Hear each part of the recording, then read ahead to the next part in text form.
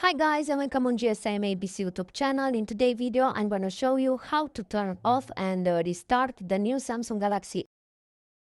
So here is my phone S25 Ultra. It's the same also for S25 and S25 Plus, and if you push it longer on the side button, as you can see, Gemini Assistant appears, and the question is how to turn off this phone.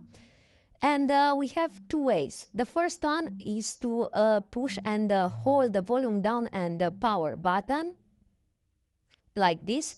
And here we have the power off menu, and from here you can turn off, restart, call the emergency, or access the medical info.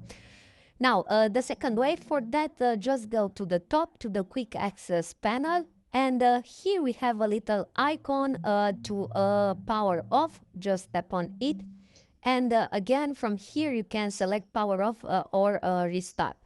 Now let me show you an easy way. For that, just tap here where you see side button settings. And here we have long press. Now it's selected the digital assistant, the Gemini assistant.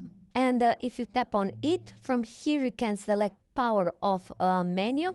And now I will exit, and to turn off my phone, now just push and hold the side button, and as you can see now the power off menu appears, and from here you can turn off very easy your phone.